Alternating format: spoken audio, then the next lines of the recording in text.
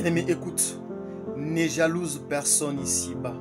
Ce qu'il a aujourd'hui, tu apprendras à les conserver lorsque tu en auras. Tu apprendras à les chérir lorsque tu en auras. Tu apprendras à le mettre en valeur parce que tu apprendras des erreurs de David.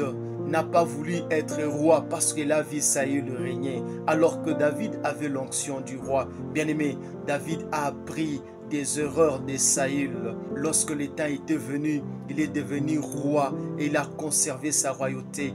Et Dieu lui a dit, tu ne manqueras jamais des successeurs sur le trône d'Israël. Bien-aimé, David a appris des erreurs de Saül afin de conserver le trône d'Israël.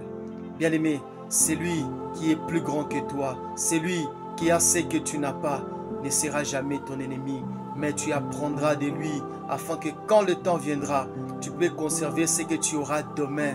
Bien-aimé, si quelqu'un a quelque chose que toi tu n'as pas et toi tu admires l'avoir un jour, vaut mieux les côtoyer s'il y a moyen.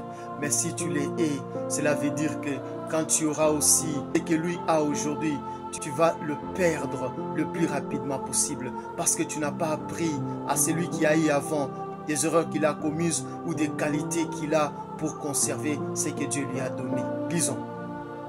2 Rois chapitre 2, le verset 12. Élisée regardait et criait, mon père, char d'Israël et sa cavalerie, et il ne les vit plus. Saisissant alors ses vêtements, il les déchira en 2 morceaux. Bien-aimé, Élisée est le prophète qui était derrière le grand prophète Élie. Élisée était aux côtés d'Élie jusqu'à ce qu'Élie est monté au ciel. Bien-aimé, Élisée n'a pas trahi Élie pour être grand prophète.